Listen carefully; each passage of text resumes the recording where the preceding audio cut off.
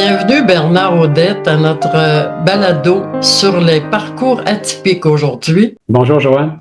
Ça me fait plaisir Bernard de t'accueillir parce que nous aurons vraiment le plaisir de parcourir ta vie qui a débuté au niveau travail par la poterie dans sa grande solitude, dans sa grande concentration, qui a tout à coup bifurqué vers l'enseignement entouré d'enfants, d'agitation. C'est incroyable. Oui. J'ai hâte que tu nous racontes ta vie, Bernard. Et on va commencer par, justement, la poterie. Qu'est-ce qui s'est passé dans ta vie au préalable? Est-ce que tu rêvais déjà de faire ce métier d'artisan? Non, pas du tout. Quand j'étais jeune, le seul métier que je me rappelle avoir rêvé de faire un jour, c'était garde forestier. Je ne sais pas pourquoi, peut-être l'attrait de la solitude. Je me voyais dans une grande tour haute à surveiller la forêt, mais c'est tout ce que j'ai rêvé, je me rappelle. Et la poterie est arrivée dans ta vie comme, mais est-ce que tu avais d'abord au préalable, est-ce que ça prend des dons en dessin, en forme de toutes sortes, en art de toutes sortes? Ben, c'est arrivé un peu par hasard parce que lorsque j'étais à mes études collégiales au cégep de Lévis-Lauzon en arts et lettres, il y avait un grand local d'art où on pouvait aller travailler toutes sortes de choses, de techniques. Et un jour, je m'y suis pointé et c'était très silencieux. J'entendais juste un petit murmure, un petit bruit de moteur. Je me suis approché. Dans le fond, il y avait une jeune fille qui était une étudiante qui était accroupie. Et là, lorsque j'ai vu ça, ça a été comme une fascination, un envoûtement, je ne sais pas trop comment dire ça, de voir qu'elle arrivait à faire une pièce avec ses mains. Elle tournait, était sur un tour électrique et elle tournait. Alors, j'ai trouvé ça merveilleux. Je lui ai demandé comment on pouvait faire pour pratiquer tout ça. Elle a dit, tu peux venir quand tu veux, tu peux pratiquer quand tu veux. Et c'est là que j'ai eu l'idée, parce que j'étais sur la fin de mes études collégiales, c'est là que j'ai eu l'idée de suivre des cours de poterie. Et je me suis inscrit justement à l'atelier de céramique Julien. C'était à Sainte-Foy. C'est un atelier où il y avait plusieurs professeurs hautement qualifiés. Et le mien, c'était Eugène Schlieberger, c'était un Suisse. Et il nous donnait 3 heures de cours le lundi. Il nous initiait aux techniques. Et après ça, on se pratiquait sur les tours qu'il y avait sur place. Évidemment, c'était pas très commode, donc j'ai dû m'acheter moi-même mon tour pour pouvoir travailler dans mon atelier parce que j'avais déjà un atelier à ce moment-là avec ma douce, qui est devenue ma femme et avec laquelle je suis toujours. Et c'est comme ça que ça a commencé. J'ai commencé à produire dans mon atelier. Dans le fond, tu avais le bien-être d'être dans ta solitude, dans ta création. Qu'est-ce qui t'inspirait finalement? Oh, j'ai exploré beaucoup. C'était l'harmonie des formes. Je pense que j'avais une certaine habileté de ce côté-là. Mais j'étais pas bon en dessin du tout. J'avais rien de très artistique. Ça s'est développé. C'est plutôt manuel, hein, la poterie. C'est même très manuel. Et c'est avec la pratique que j'en suis venu à l'épuration des formes. Puis oui, c'est ça, des formes harmonieuses. Oui, comme tu dis, tu as dû t'équiper de, Oui. de plusieurs choses spécialisées, plusieurs instruments spécialisés. Parle-nous donc de ce que ça comporte. Oui, alors ça me prenait un tour d'ailleurs un tour à Poitiers, que je me suis procuré à Sainte-Marie, parce qu'il s'en faisait à Sainte-Marie chez Mécanica. Et je me suis acheté aussi un four, parce que sans ça, là, on ne peut pas vraiment travailler. Puis évidemment, ben là, je faisais mes propres glaçures. Les glaçures, c'est la peinture qu'on met sur les pièces un coup qu'elles sont cuites. Et c'est comme ça, donc, j'ai parti mon entreprise. Quelles sont les étapes au juste de la création d'une théière, exemple? Quelles sont les étapes en général de tout ce que tu fais en poterie? Oui, mais une théière, c'est une pièce compliquée parce qu'il faut tourner d'abord la forme, la pièce elle-même. Il faut tourner le bec, il faut faire l'anse. Dans le fond, ce qu'il faut faire, c'est de tourner la pièce. On attend une journée. Le lendemain, on la tournasse. Tournasser, ça veut dire la tourner de bord et faire le pied pour que ce soit lisse, que ce soit utilisable. Après ça, je posais le bec, je posais l'anse. Comment tu fais pour le bec pour qu'il y ait, pour que l'eau circule? Ben, faut perforer la pièce elle-même. Je faisais des trous dans la pièce elle-même, puis là, j'ajustais mon bec exactement où les trous étaient faits, ce qui faisait que l'eau pouvait passer, l'eau chaude pouvait passer. Il fallait faire aussi le bec. Puis le bec, il fallait faire aussi un petit bouton pour tenir la pièce. Donc, c'était une pièce qui se vendait plus cher, évidemment, parce que c'était beaucoup plus long à faire. On était rendu à tournasser. Oui, Au j'attends tournasser. encore une journée. Et là, je faisais cuire pendant la nuit. Je cuisais toujours la nuit, moi. Je faisais cuire durant la nuit au complet. Ça durait 8 heures une cuisson. Et le lendemain, quand la pièce était refroidie, là, je pouvais mettre la glaçure. Et là, je la cuisais encore, ma pièce, plus de 8 heures un peu. Là, c'était un peu plus long. Et là, après ça, la pièce était considérée terminée. Mais c'était toxique, ça. Tu avais ton atelier dans ta maison avec ton épouse, et puis Oui. comment tu procédais? Est-ce que tu avais un système d'évacuation des gaz? C'était très primaire, disons. J'avais, j'avais une cuisine d'été dans, c'était un logement qu'on avait. On avait le bas d'une maison. Il y avait une cuisine d'été et c'était là qu'était mon atelier. Et ça communiquait avec une porte qui était quand même bien fermée, là. Alors, la nuit, quand je cuisais, j'ouvrais la porte extérieure qui était munie d'un moustiquaire qui faisait l'évacuation de. Alors, c'est des gaz toxiques, là. C'est pas des gaz que tu dois respirer. Et je fermais ma porte entre mon logement et mon atelier. Et on arrivait comme ça à faire sans trop de dommages. En tout cas, j'espère. Je vais peut-être le découvrir plus tard. Et physiquement, Bernard, est-ce que c'est un art exigeant, la poterie? Oui, c'est très exigeant. C'est dur au niveau des bras parce qu'on doit toujours pétrir la terre. Lorsqu'on pétrit 5-10 livres de terre, c'est pas très compliqué, là. Pétrir Pardon? la terre, tu veux dire comment pétrir avec tes mains? Oui, c'est vrai, c'est une bonne question, Joanne, parce que lorsqu'on pétrit la terre, c'est comme le boulanger qui pétrit sa pâte. Alors, on doit la retourner, afin d'enlever toutes les bulles d'air. Parce que s'il reste une bulle d'air à la cuisson, la pièce va exploser. C'est quelle sorte de terre? Alors, au début, je travaillais de la terre brune qu'on appelait du grès. Et 2-3 ans plus tard, j'ai bifurqué vers la faïence, qui est une terre blanche qui ressemble un peu à la porcelaine, qui était plus utilitaire, plus belle aussi, je dirais, d'apparence. Est-ce qu'elle était plus facile à travailler? C'était pas mal pareil. La Mhm. terre, le grès, il y avait plus de petits rochers plus grossiers, là. C'était plus difficile un petit peu, je dirais. Mais la faïence, c'est une terre qui est très lisse, très agréable à travailler. Ça se faisait bien. Et au niveau tu parlais des exigences physiques, ben c'est donc pétrir la terre avec les bras. J'ai déjà fait des éviers, mais ça, c'était 50 livres de terre et ça, là, c'était pénible, pénible. Et après ça, ben, lorsqu'on tourne, on est toujours en position accroupie. Alors, ça devient difficile pour le dos. Alors, il y avait ça aussi. Est-ce que tu trouvais que cet art-là était plus difficile que prévu dans ta mémoire? Tu t'étais fixé comme un objectif de faire de la poterie, mais est-ce que tu as trouvé que c'était plus difficile que prévu, cet art? Pas tant que ça. Tu sais, quand Hmm. on est jeune et fou, hein, il n'y a rien Ouais. à notre épreuve, puis on est prêt à faire à peu près tout, puis je m'adaptais à chaque difficulté. Non, ça n'a pas été un problème particulier. Parmi les dangers, j'ai oublié de préciser aussi tantôt, lorsque je faisais mes glaçures, c'est des poudres d'oxyde de titanium, ainsi de suite. Il y avait toutes sortes d'oxydes qui étaient sûrement pas très bons à respirer, mais moi, jeune et fou encore, je ne portais pas de masque et je travaillais dans la poussière parfois. C'était sûrement pas très bon pour mes poumons. Mais je ne fumais pas, alors peut-être ça m'a aidé un peu. Au moins. Oui, au Et moins. Bernard, par la suite, à travers ton évolution d'artisan en poterie, tu as participé à des expositions et bien sûr tu as développé un marketing en développant certaines formes de produits. Explique-nous ça un petit peu. Oui, ben, les pièces fabriquées étaient vendues en boutique jusqu'au moment où on m'a offert, 5 autres potiers m'ont offert de participer avec eux à la fondation d'une boutique. La boutique s'appelait l'Omnitaire. Alors, on est resté là quelques années. C'est là que je vendais mes pièces. Puis par À la suite, Québec. à Québec, oui, À dans le quartier Québec. Petit-Champlain. Ah oui. Et on est parti 4 potiers pour fonder une autre boutique à ce moment-là qui existe encore, la boutique potentielle, juste en bas du funiculaire, là, si vous allez sur la rue Petit Champlain. Et là, c'était plus facile parce qu'on pouvait vendre nos pièces, il n'y avait pas d'intermédiaire. Alors, on avait, par contre, il fallait payer des frais de location de logement, tout ça. Mais quand même, on arrivait à bien vivre. Et il y avait les expositions des métiers d'art, le salon des métiers d'art en décembre, qui était là, la grosse partie de notre année, qui nous Mhm. permettait d'accumuler un pot là, un beau petit pot d'argent pour l'hiver. Oui. Et tout à coup, dans ta vie, la poterie est devenue un petit peu moins importante dans le sens que la famille s'est agrandie et il y a eu la bifurcation totale vers l'enseignement Et à oui. travers l'agitation, les enfants. On arrive à cette étape tellement drastique dans la vie de quelqu'un. Parle-nous de ça, Bernard. Comment tu t'es adapté? De toute façon, Tu as commencé à quel âge dans l'enseignement aussi, là? J'ai commencé, je devais avoir 33 ans.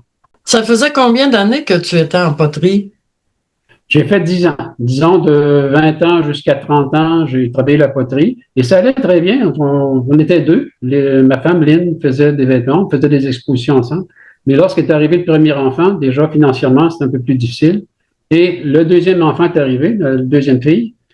Puis là, en même temps, ben, il y avait moins d'engouement pour les produits des artisans. Fait que tout ça a contribué au fait de, j'ai dit, bon, ben, je retourne, je vais changer de métier parce que je n'y arriverai pas financièrement. Et c'est là que j'ai eu l'idée d'aller en enseignement. Suite à une suggestion que ma mère m'avait déjà faite en jeune, elle dit, il me semble que tu ferais un bon enseignant. Et ça m'est revenu, puis j'ai dit, bon, je vais essayer ça. Et je ne l'ai pas regretté. Je pense que non, parce que, en tout cas, j'ai lu des textes aussi que tu as fait dernièrement, qui sont magnifiques. Je pense que tu as aussi les talents d'écrivain. Et bon, pour revenir à ton changement de carrière, tu as commencé vers 33 ans l'enseignement. Oui. Et tu as dû t'adapter à toute cette agitation. C'est évident que tu avais ton cours universitaire qui t'avait préparé, sauf que être dedans à 100%, comment ça s'est passé ton adaptation? Ça a été, ben, j'ai fait mon cours rapidement parce que quand j'étais déjà avancé, puis je devais faire, au lieu de le cours se faisait en 3 ans, moi, je l'ai fait en 2 ans et demi parce que je prenais des sessions d'été. De sorte que ça m'a permis d'aller plus vite et j'ai fait un peu de suppléance et j'ai commencé à Saint-Jules. Premier contrat, si on peut dire, c'était à Saint-Jules. J'ai fait 1 mois et demi là-dedans. Je dois t'avouer que je me trouvais pas très préparé parce que ce qu'on entend, ce qu'on voit dans les cours, sur le terrain, des fois, c'est parfois différent. Mais quand même, j'ai fait 1 mois et demi là-bas. Puis après ça, j'ai été arrêté une semaine, puis on m'a demandé de remplacer à Saint-Elzéar. Et là, c'est à partir de ce moment-là que j'ai commencé ma carrière pour de bon, là, parce que j'ai jamais arrêté après ça. Et les régions dont on parle ici sont situées au Québec, au Canada, Oui, et ce sont des beaux petits villages de campagne de la tranquilles Beauce. et tout ce qu'il y a de typique au Québec.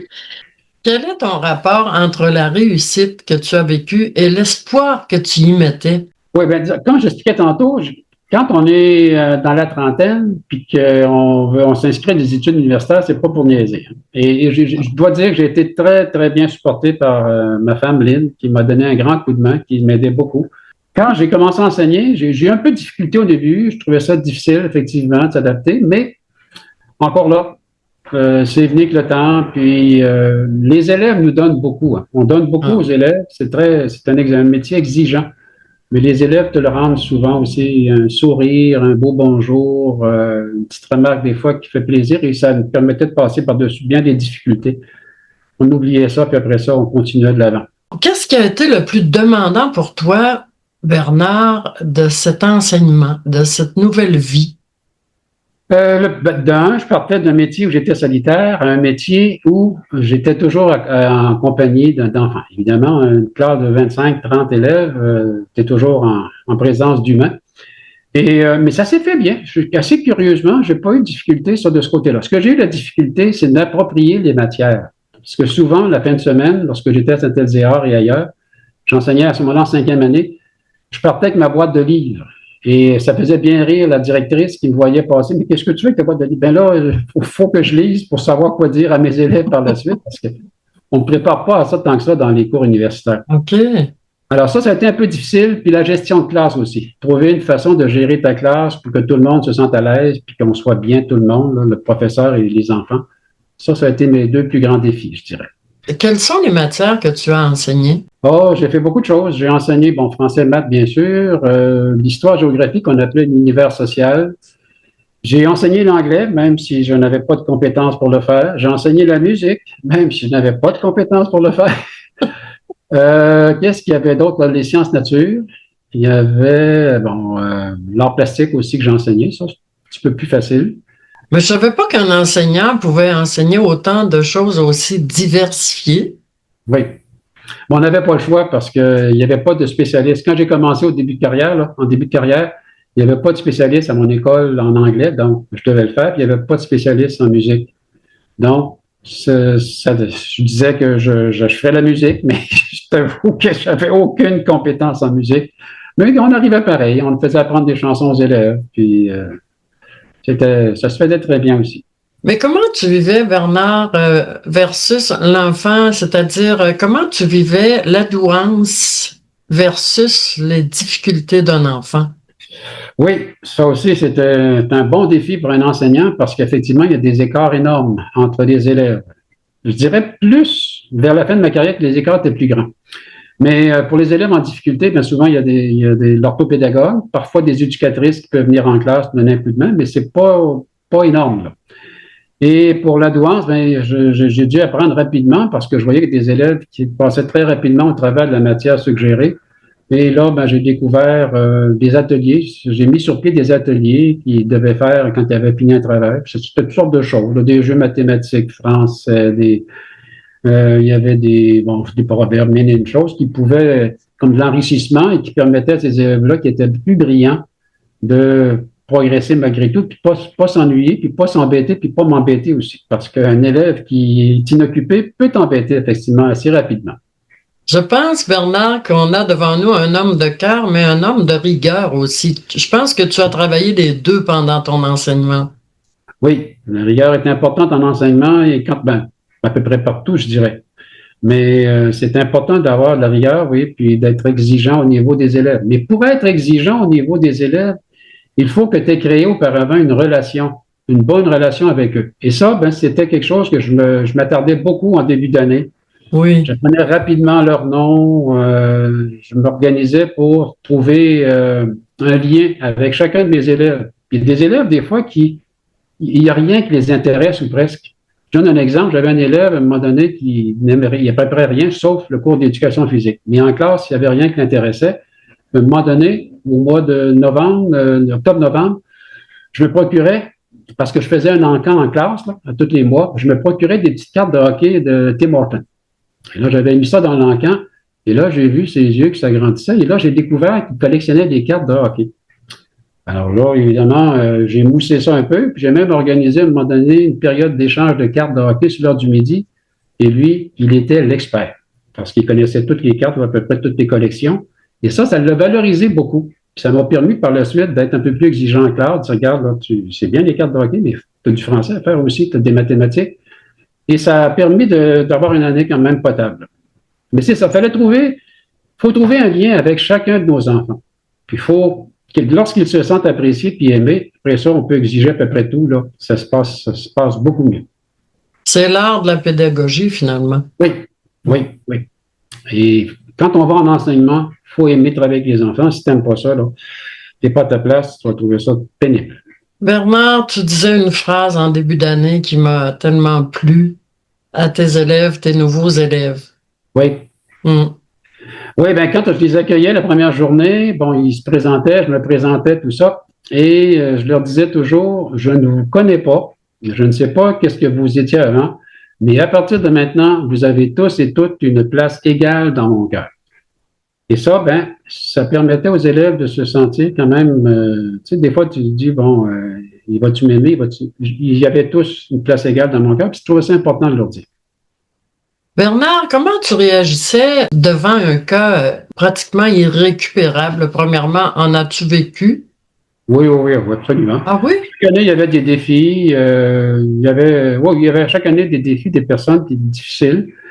J'ai eu une année difficile à un moment donné. Et là, je me suis remis en question là, vers 95-96. C'était vraiment difficile. J'avais un groupe de 5e, 6e, mais vraiment compliqué, puis avec beaucoup de problèmes. Et j'ai fini l'année là un peu magané, comme on dit. D'autant plus que l'année précédente, j'avais vécu une année de rêve. J'étais, je peux dire le nom, à Honfleur, j'avais été dans ce petit village et j'avais vécu une année magnifique. L'année suivante, ça a été beaucoup moins drôle. Et là, je me suis remis en question, mais on y arrive. Il y a toujours des moyens, des ressources, l'orthopédagogue, des fois la direction qui nous supporte bien, l'éducatrice, les parents. Lorsque les parents collaborent aussi, c'est tellement important, tellement important. Tellement. Ils font toute la différence. Oui, et je leur disais souvent à la première rencontre, en début d'année, lorsqu'on rencontrait les parents, vous avez le droit de dire du mal de moi. De grâce, ne le dites pas devant votre enfant. Vous avez le droit d'être en désaccord avec ma façon de faire, mais ne le dites pas devant votre enfant pour qu'on conserve un certain je dirais pas un statut, là, mais pour que l'enfant, si les parents nous respectent, ben, c'est plus facile pour l'enfant après ça de contribuer. Mais comment tu vivais l'indifférence des parents versus leur enfant, exemple, en difficulté? Oui, c'est arrivé. Il y a des parents qui, pour diverses raisons, parfois la fatigue, trop de travail, l'épuisement, ainsi de suite, qui n'arrivaient pas à s'impliquer. Et ça, Mhm. c'était difficile. C'était difficile et ça prenait de la foi beaucoup là, à ce moment-là. Mais en même temps, tu travailles avec l'enfant, tu ne travailles pas tant que ça avec les parents. Alors, si l'enfant est en classe, qui se sent motivé, qui est assez enthousiaste, qui est capable, ça permet de combattre plusieurs problèmes, disons. Mais un enfant qui n'était pas bien disposé en classe, que les parents ne collaboraient pas, ça m'est pas arrivé souvent, mais c'était difficile. Je pense, Bernard, que tu as vécu probablement plusieurs expériences de retour d'étudiants plusieurs années plus tard qui avaient réussi leur vie. Et je Oui. pense que tu as un exemple à nous donner d'un enfant qui était relativement en difficulté, qu'il fallait qu'il travaille tellement beaucoup pour réussir et qui est venu te revoir plus tard. Oui, mais tu fais sûrement référence à mon texte. Oui. Oui. Oui, effectivement, un élève justement où les parents étaient plus ou moins collaborateurs. Il y avait tellement de belles qualités, cet enfant-là, il y avait tellement de belles Mm. aptitudes autres, même s'il avait la difficulté en classe beaucoup. Et ben, moi, j'ai cru en lui. Par la suite, ben, il a fait sa sixième, il a fait son secondaire. Et ça m'a touché beaucoup parce que la dernière journée de son secondaire, il est revenu me voir à l'école. Alors, moi, j'étais avec mes élèves et là, j'entends qu'il y a un élève qui veut me voir. Alors, je m'en vais dans le hall d'entrée de l'école et je tombe face à face avec un élève dont les parents étaient plus ou moins collaborateurs. Et je lui dis, j'ai réussi, Monsieur Bernard, j'ai réussi. Alors, j'étais tellement content, ça m'a ému beaucoup. Et par la suite, je l'ai revu et j'ai appris dernièrement il était gérant d'un commerce local. Alors, j'ai dit, bon, ben, c'est la preuve que lorsqu'on croit, on peut arriver à quelque chose. Si tu permets, Bernard, je vais citer une phrase de ton texte, Croire encore et toujours, que Ah, tu as tu l'as imprimé? présenté et Tu qui l'as est très imprimé? beau. Félicitations, c'est magnifique. Merci. Comme je te cite, je réalise surtout l'importance d'avoir cru encore et toujours en ces petits humains qui m'étaient confiés à chaque année, permettant ainsi que parfois de petits miracles se produisent. C'en est un. Tu devais tellement être fier quand tu as revu cet enfant, un beau Oh, grand garçon. oui, oui, je l'ai côtoyé quelques reprises par la suite. Puis, moi, ce qui me fait énormément plaisir quand je revois des élèves, c'est d'un qui me reconnaissent, puis qui me disent, souvent, ils vont me dire bonjour, Monsieur Bernard. Parce que Monsieur Bernard est resté, il me vous voyait, il devait me vous voyer, il n'y avait pas le choix. Et moi, ça me fait grandement plaisir de revoir mes élèves et de voir ce qu'ils sont devenus aussi. Dernièrement, j'ai vu justement une petite pizzeria locale ici, deux élèves que j'avais eus et ils étaient dans la même année, ils étaient en couple. Alors, Oh. ça fait quand même drôle de savoir ça, mais Avais-tu déjà perçu leur lien au départ? pas Non? du tout.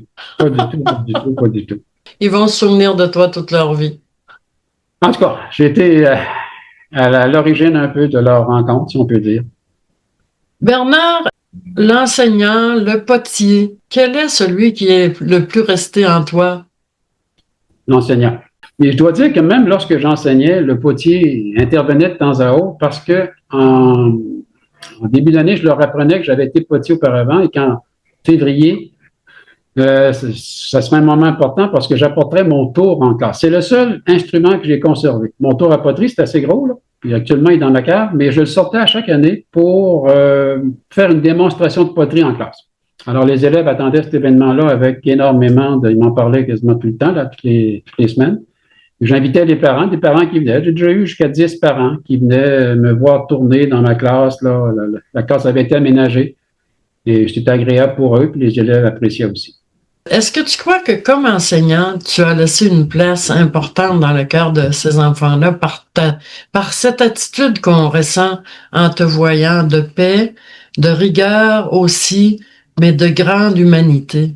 J'ose espérer, puis j'ai revu dernièrement un élève que ça avait été difficile dans ma classe et il est venu me saluer, il m'a dit bonjour, M. Bernard, il s'est informé. Puis là, on a remis ensemble quelques événements. Là.